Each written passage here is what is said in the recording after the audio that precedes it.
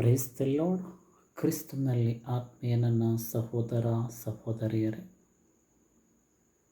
ಯೇಸು ಕ್ರಿಸ್ತನ ಜೀವಳ ನಾಮದಲ್ಲಿ ಈ ಒಂದು ಬೆಳಗಿನ ಜಾವದಲ್ಲಿ ನಿಮ್ಮೆಲ್ಲರನ್ನ ವಂದಿಸುವಂಥವನಾಗಿದ್ದೇನೆ. ಈ ಒಂದು ದಿನದಲ್ಲಿ ದೇವರ ಆತ್ಮನು ವಾಕ್ಯದ ಜೊತೆಗೆ ಮಾತನಾಡುವಂಥ ಮಾತು ಯಾವುದೆಂದರೆ, ಕೀರ್ತನೆಗಳು 121ನೇ ಅಧ್ಯಾಯ 1ನೇ ವಾಕ್ಯ ಹೀಗೆ ಹೇಳ್ತಾ ಇದೆ: ನಾನು ಕಣ್ಣೆತ್ತಿ ಪರ್ವತಗಳ ಕಡೆಗೆ ನೋಡುತ್ತೇನೆ, ನನ್ನ ಸಹಾಯವು ಎಲ್ಲಿಂದ ಬರುವುದು? ಭೂಮಿ ಆಕಾಶಗಳನ್ನು ನಿರ್ಮಿಸಿದ ಯೆಹೋವನಿಂದಲೇ ನನ್ನ ಸಹಾಯವು ಬರುತ್ತದೆ ಎಂಬುದಾಗಿ ಅಲ್ಲಿ ಭಕ್ತನಾದಂಥ ದಾವೀದನು ಬರೆಯಲ್ಪಡ್ತಾನೆ. ಪ್ರಿಯರೇ,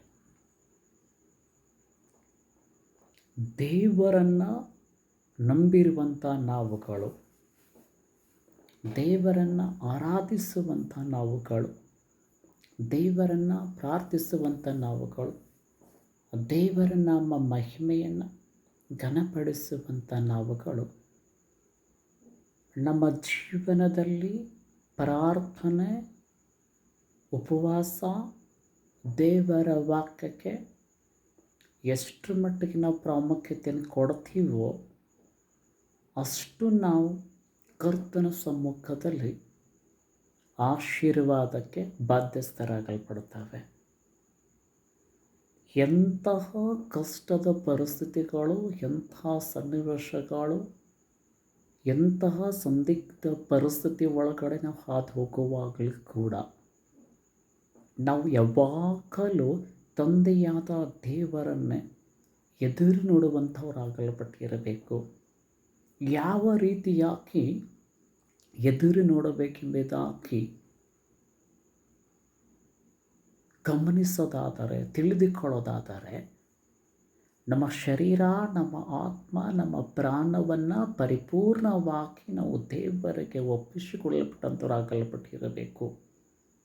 ಎಂತಹ ಪರಿಸ್ಥಿತಿಗಳು ನಮ್ಮ ಜೀವನದಲ್ಲಿ ಹಾದು ಹೋಗುವಾಗಲೂ ಕೂಡ ನಮ್ಮ ಜೀವನದಲ್ಲಿ, ನಮ್ಮ ಬದುಕಿನಲ್ಲಿ ದೇವರೇ, ನಾನು ನಿನ್ನನ್ನು ಎದುರು ನೋಡುವಂಥವನಾಗಿದ್ದೇನೆ.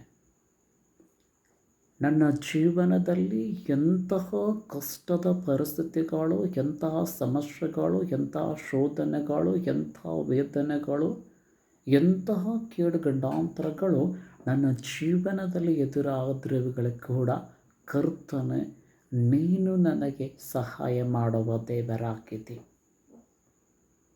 ಕಷ್ಟದ ಪರಿಸ್ಥಿತಿಯಿಂದ, ಶೋಧನೆಗಳ ಪರಿಸ್ಥಿತಿಯಿಂದ, ವೇದನೆಗಳ ಪರಿಸ್ಥಿತಿಯಿಂದ, ಇಕ್ಕಟ್ಟಾದಂಥ ಪರಿಸ್ಥಿತಿಗಳಿಂದ, ಎಲ್ಲ ಬಾಧೆಗಳಿಂದ, ಎಲ್ಲ ನೋವುಗಳಿಂದ ಬಿಡುಗಡೆ ಮಾಡುವ ದೇವರು ನೀನಾಗಿದ್ದಿ ಎಂಬುದಾಗಿ ನಾವು ಎಲ್ಲದಕ್ಕೂ ಪರಿಪೂರ್ಣವಾಗಿ ತಂದೆಯಾದ ದೇವರನ್ನೇ ಎದುರು ನೋಡುವಂಥವರಾಗಲ್ಪಟ್ಟಿರಬೇಕು. ಪ್ರಿಯರೇ, ಹಾಗಾಗಿ ಅಲ್ಲಿ ಕೀರ್ತನೆಗಳು 121ನೇ ಅಧ್ಯಾಯ 1ನೇ ವಾಕ್ಯ ಹೀಗೆ ಹೇಳ್ತಾ ಇದೆ: ನಾನು ಕಣ್ಣೆತ್ತಿ ಪರ್ವತಗಳ ಕಡೆಗೆ ನೋಡ್ತಾ ಇದ್ದೇನೆ, ನನ್ನ ಸಹಾಯವು ಎಲ್ಲಿಂದ ಬರೋದು ಎಂಬುದಾಗಿ ಕೇಳೋದಾದರೆ, ಭೂಮಿ ಆಕಾಶಗಳನ್ನು ನಿರ್ಮಿಸಿದ ಯೆಹೋವನಿಂದಲೇ ನನ್ನ ಸಹಾಯವು ಬರುತ್ತದೆ ಎಂಬುದಾಗಿ ನಾವು ದೇವರ ವಾಕ್ಯದಲ್ಲಿ ನೋಡಲ್ಪಡ್ತೇವೆ. ಪ್ರಿಯರೇ, ಹಾಗಾಗಿ ನಮ್ಮ ಜೀವನದಲ್ಲಿ ನಾವು ದೇವರಿಗೆ ಪ್ರಾಮುಖ್ಯತೆ ಕೊಡುವಂಥ ಮಗುವಾಗಿರೋಣ, ದೇವರಿಗೆ ಪ್ರಾಮುಖ್ಯತೆ ಕೊಡುವಂಥ ಮಗಳಾಗಿರೋಣ. ದೇವರ ಚಿತ್ತದ ಪ್ರಕಾರವಾಗಿ ನೀವುಗಳು ಜೀವಿಸುವಾಗ, ನೀವುಗಳು ಬದುಕುವಾಗ, ನೀವುಗಳು ಬಾಳುವಾಗ ನಮ್ಮ ಜೀವನದಲ್ಲಿ ಕರ್ತನು ದೊಡ್ಡ ಕಾರ್ಯವನ್ನು ಮಾಡೋದಕ್ಕೆ ಶಕ್ತರಾಗಿದ್ದಾರೆ. ಪ್ರಿಯರೇ, ಹಾಗಾಗಿ ನಾವು ನಮ್ಮ ಜೀವನದಲ್ಲಿ ತಂದೆಯಾದ ದೇವರಿಗೆ ಎಲ್ಲವನ್ನು ಒಪ್ಪಿಸಿಕೊಳ್ಳಲ್ಪಟ್ಟಂಥವರಾಗಲ್ಪಟ್ಟಿರಬೇಕು. ಎಲ್ಲವನ್ನು ಒಪ್ಪಿಸಿಕೊಳ್ಳಲ್ಪಟ್ಟಂಥವರಾಗಿ ದೇವರೇ, ನನ್ನ ಜೀವಿತದಲ್ಲಿ, ನನ್ನ ಬದುಕಿನಲ್ಲಿ, ನನ್ನ ಬಾಳಿನಲ್ಲಿ, ನನ್ನ ಕುಟುಂಬದಲ್ಲಿ, ನನ್ನ ಕೆಲಸ ಕಾರ್ಯಗಳಲ್ಲಿ ಸ್ವಾಮಿ ನೀನು ಕಾರ್ಯ ಮಾಡು, ನೀನು ಆಶೀರ್ವಾದ ಮಾಡು. ನಿನ್ನ ಜ್ಞಾನ, ನಿನ್ನ ಆತ್ಮನ ಬಲ ಅಪ್ಪ, ನಿನ್ನ ಶಕ್ತಿಗೆ ಅನುಗುಣವಾಗಿ ನನ್ನನ್ನು ಆಶೀರ್ವಾದ ಮಾಡು. ನೀನು ನನಗೆ ಸಹಾಯಕನಾಗಿರು ಎಂಬುದಾಗಿ ನಾವು ಕೇಳಿಕೊಳ್ಳುವಾಗ, ಬೇಡಿಕೊಳ್ಳುವಾಗ ನಿಜವಾಗಲೂ ದೇವರು ತನ್ನ ಪರಲೋಕದ ದ್ವಾರಗಳನ್ನು ತೆರೆದು ನಮ್ಮನ್ನು ಆಶೀರ್ವಾದದ ಮಾರ್ಗದಲ್ಲಿ, ಕೃಪೆಯ ಮಾರ್ಗದಲ್ಲಿ, ಸತ್ಯದ ದಾರಿಯಲ್ಲಿ ನಡೆಸುವಂಥ ಕರ್ತನು ನನ್ನ ಮತ್ತು ನಿಮ್ಮ ದೇವರಾಗಿದ್ದಾರೆ ಪ್ರಿಯರೇ. ಹಾಗಾಗಿ ಕೀರ್ತನೆಗಳು 121ನೇ ಅಧ್ಯಾಯ 1ನೇ ವಾಕ್ಯದ ಪ್ರಕಾರವಾಗಿ ದೇವರು ಈ ಒಂದು ಬೆಳಗಿನ ಜಾವದಲ್ಲಿ ನಿಮ್ಮನ್ನು, ನಿಮ್ಮ ಕುಟುಂಬವನ್ನು ಹೇರಳವಾಗಿ, ಅದ್ಭುತವಾಗಿ ಆಶೀರ್ವಾದ ಮಾಡಲಿ. My God bless you. Thank you so much.